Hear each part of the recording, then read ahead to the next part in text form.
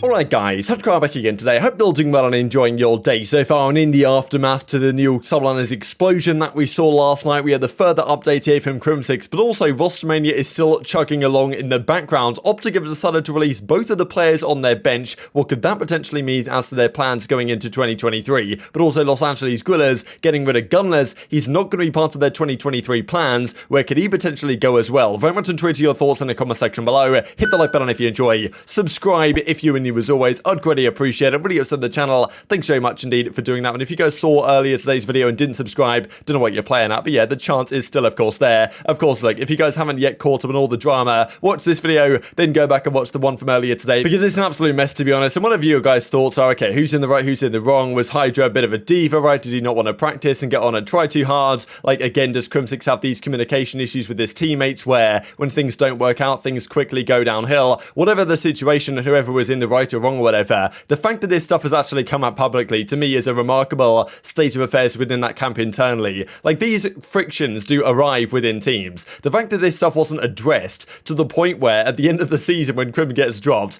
everyone goes on the flank and starts to just go rogue at each other, to me is crazy, right? The fact that this wasn't talked about or, like, discussed and dealt with internally is remarkable, especially with how long some of these resentments have been building up for. Just indicates that something is not right within that New York subliners camp, that this stuff ends up even coming to the surface, right? And, you know, of course, look, Crimsix, and I'm sure, like, everyone is partly at fault for this. Like, at the end of the day, it's tough to say who looks worse, who looks better, because no one looks good out of this apart from Kismet, who managed to stay out of it and maintain his stock. But Crim does come out with a twit longer, kind of a final statement, and like, this is not going to be the final state of affairs on this matter. There's going to be further reaction and discussion about this over the coming days that we'll, of course, probably talk about tomorrow morning. But I did want to look at Crimsix's statement here, because, of course, look, at the end of the day, Crim probably realizes the saga on the flank was not great for his stock and potential for potential future teams, right? Other teams and players might be looking at this thinking, well, you know, do I really want to team with Crim if that's a possibility? Now, look, at the end of the day, despite Crimsix's flaws, he delivers results, right? And if you're a franchise that has high ambitions, like, you can probably take the risk and the downside with the potential upside that Crimsix can provide. Like, look, as Crim says, he thought he was an incredible teammate this year, but a below average player, exact opposite of last year, where, you know, being a better teammate was one of my goals. I spoke to every player at least once a week about both gameplay and career advice, both ways, frustrations, goals, distractions, tried to come up with ways to solve things, and generally wanted to help each and every one of them. This is the whole Algeria joke thing where Crimsix said, like, where even is Algeria? Who cares about Algeria? Something to that effect. And of course, Hydra from French Algerian origin was obviously upset about that, right? And seemingly, like, Crimsix heard about this and tried to bring it up to him and apologize, and didn't really mean any offense, right?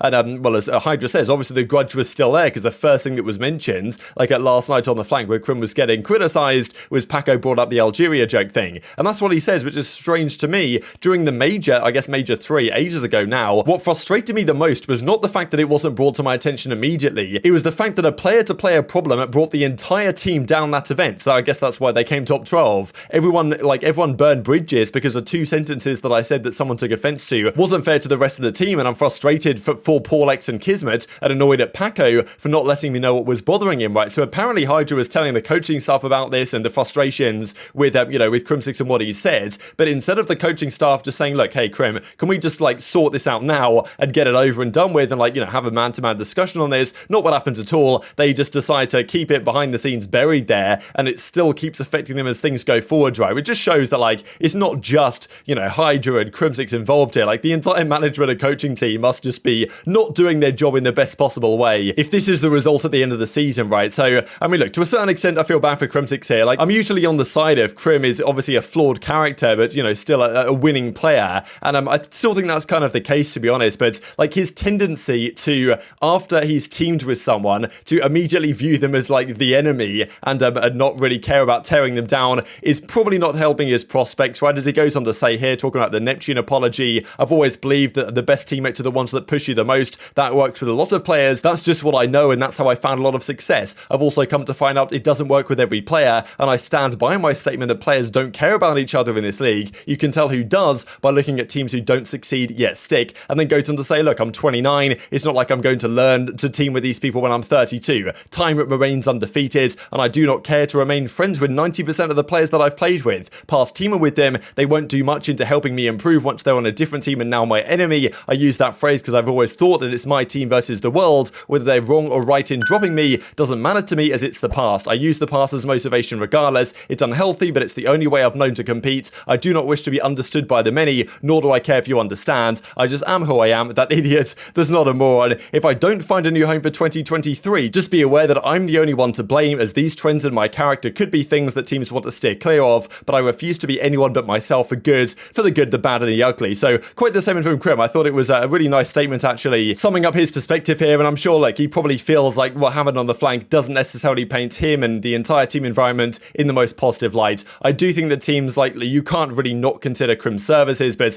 it's just the fact of players, do they want to team with Crim with the risk that he does create? And the idea that Crim's like, look, when I've stopped teaming with you, I don't care about you anymore, right? And I'm putting that in the past. It doesn't help his future prospects for teaming with these guys again, right? Every single year, it seems like the teammates that he plays with, the next year they don't want to play with him anymore. Maybe not the case with paulX in this case, but even admitting here that he might not find a new home as a result of some of this stuff in next season, right? So we'll see how this one goes. I think I wanted to leave it there for now, but you know, it just shows really that whether Crim's in the wrong, Hydra's in the wrong, whoever's in the wrong, the fact that this stuff is even coming out publicly is just indicative of poor management, I think, within that New York Subliners camp, but it's not helped their players out at all in terms of future prospects and really public perception across the board. So let's talk about more traditional Rostermania stuff, because Toronto come out to confirm that Bance is gone from the team. They say, you know, wishing you the best of luck going forwards, because they decided to make Bance an unrestricted free agent going into next year. He will go elsewhere. This also on the Ultra Academy side, because they of course had two teams, Ultra NA, Ultra EU. Apparently all of those players, their deals have been extended going into the off-season, so I guess they feel very confident that either they will keep these guys on as substitute or potential academy players for next season, or they'll bring them into their starting team, or they're good enough to potentially sell on. That might be the case here with Beans, definitely a player with potentially a lot of prospects from the European Ultra Academy team. He's a restricted free agent, so they're going to keep him on their roster effectively, unless they get a good offer elsewhere where they could sell him and effectively, well, put that contract, that team option contract extended onto a different team, which might be a viable option given that I think Beans potentially is going to have some offers coming his way. Definitely a hot prospect, European amateur player. There's also from Pentagram, a couple of substitute players getting released, right? And this kind of makes sense. You might want to substitute for one season, and then after that, the player themselves probably wants a better option. Having to Sib right in, FaZe's substitute for Modern Warfare and Cold War, Sib was probably sitting there thinking, you know, come on, give me a spot in the league, sunshine, and eventually he gets that spot on Seattle. Guys like Pentagram are probably thinking a similar thing, but at the same time, there's the possibility that Los Angeles Thieves think they can do better with their substitute going into next year, right? Or pick up a substitute that's, you know, better at the game or better for the roles that they might need to replace, stuff like that. OpTic also might have a similar idea. OpTic confirmed yesterday that Prolute and General are both no longer going to be part of their roster. Prolute, of course, subbed in for the team for quite a long period of time this season, did a very respectable job, I thought. Was that honestly the team gave him a lot of credit, being very similar to Illy and his temperament and stuff like this, but I didn't quite have what it takes, I guess, to compete on the highest level at a LAN environment quite yet, of course. There's still time for Prolute to develop, but I guess the team thought, like, Prolute isn't necessarily the top tier guy that we want to get on our bench, even though Prolute was a very respectable substitute, right? He was a player that could run an SMG, could run a flex. So interesting to me they haven't extended him, just because it's not like he's going to walk into a starting spot elsewhere. He's probably going to end up as a substitute on some other team in the league. That's my guess. He might get a starting spot, but I think he'll be a sub elsewhere. So to me, interesting they let him go, just because, I mean, he seemed to be a pretty good substitute. Yes, he didn't have the leadership capabilities that Illy had, but it's pretty tough to find a good substitute out there that's going to be able to run an SMG, an AR, and have leadership abilities. That's kind of few and far between. So I do wonder what OpTic's plan is here exactly. They also do get rid of General. He's been on the Huntsman and then OpTic Chicago, then OpTic Texas for a few years now. They let him go as well. 3 years, of course. He's been aboard, but now is going to be released by OpTic, right? And of course, like, this makes sense.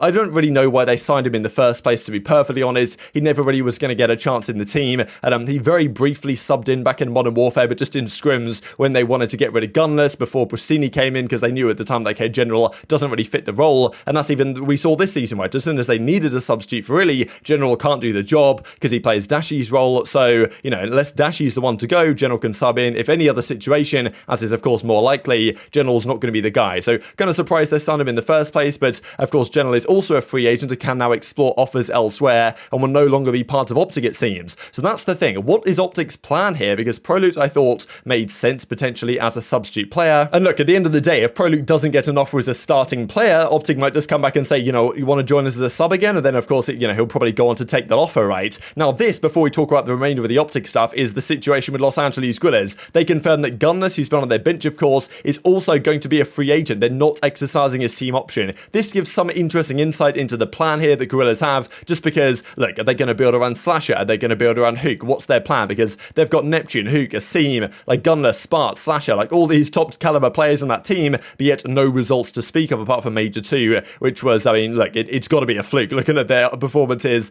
outside of that one particular event. Gunless wasn't even playing that event, probably was their most consistent and arguably best player in the first part of this season, and Gunless, like every year at a time, has been considered a real top caliber player, but again, the results fall short. This season, of course, was a tough time for Gunless. He was unwell, he had to have surgery, he had a really difficult time recovering. He even actually says that right here. Well, then I was going to wait a little bit, but never mind, I guess free agent for the next season. I got chokeslammed this year by health conditions and somehow was doing the best while throwing up every other day and playing on straight water. If that doesn't show the grit I've got, then I don't know what will. So saying he was the best player on the team despite dealing with all this stuff. I still think Gunless can be part of a really good roster, but I guess they're thinking LAG like, look, we don't want to run it back with Slasher and Gunless again, so I guess they're just going to say, well, maybe we'll keep Slasher, build around him, and release Gunless into the world, which I think honestly could come back to bite them, right? Gunless can form a competitive team, but his last few years have certainly been wasted potential, I think, unfortunately. But Gunless is always going to be a player in this kind of free agency market that will turn a lot of heads, so I'm looking forward to seeing where Gunless goes next. Maybe a Boston, right? Because TJ's gone now, so maybe the flex roll over there makes sense for Gunless. That would be pretty interesting, so I'm sure other teams will be looking at that one. This is the other thing from Karma, and look, I doubt this is actually going to happen, right? I know that Holly, Karma's wife, has said that she wants him to come back to competing for quite some time,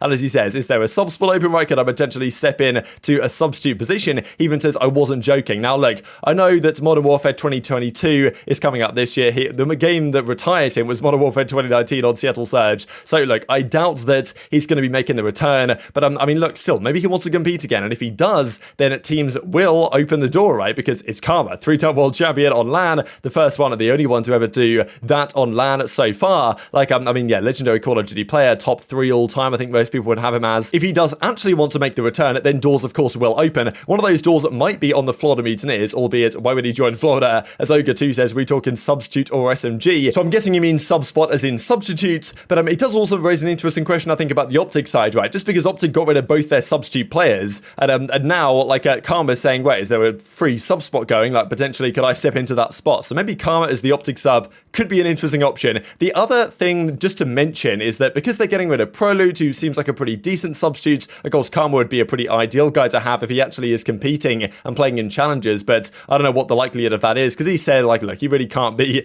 bothered to get off and practice on these terrible Call of Duties we get nowadays, which is certainly fair enough, but if that's still the case on the well, game that's coming out this year, it's kind of doubtful to see him returning. The other option is whether they're thinking, look, can aBeZy actually return here? Because that's the risk I think that OpTic have that we've seen the last few days. Like, look, is aBeZy's thumb fully healed? What's the chance that he had to step out? And if he does, then maybe aBeZy is your bench guy and then they bring someone else in. That's something to at least consider over the coming days, but of course, like, they've extended all their guys that they can, and they probably want to start with their current 4 that they do presently have, but getting rid of Prelude I thought was an interesting implication as to what might be the case. Of course, I did talk the other day about TJHaLy, the history he has with the OpTic guys, and also the question for TJ, right? If you're TJ and the offers you have on the table are either join Vegas Legion for a minimum salary and play on a team that's not going to make champs, or join OpTic's bench, and I do believe that TJ is probably one of the best bench players you're actually going to find out there, can run a sub, can run an AR to a decent level, got good LAN experience, good search and destroy player, you know, good communicator, experience with Scump and Dashy when back in the day. If TJ doesn't get a spot on a starting team, I think OpTic would be, you know, at least wise to consider potentially bringing him onto the bench, just in case they, of course, needed to pick someone up as the season progresses. Just to mention this as we close out the video as well here from Parasite, talking about it the other day. He said, look, he's committed to being a coach, analyst for some of the teams. He said that he's been in talks with some people already, so some teams are reaching out to get Parasite service, and I guess he's kind of saying here about the whole FOMO type thing to other organizations, saying, look, I've been speaking to some people, maybe I should speak with some more. So yeah, pretty cool to see Parasite on this evidence will certainly be somewhere in the league going into next season. And just to mention these kind of crazy numbers between Dallas Empire and OpTic Texas the last couple of years since the inception of the league. But very much enjoyed your thoughts on all this stuff in the comment section below. Hope you guys enjoyed the video. If you did enjoy it, hit the like button. Tells the YouTube gods this is a good video, and as like you should see it as well, and help grow the competitive Call of Duty community. Thank you as always, take care of yourselves, and I'll see you next time.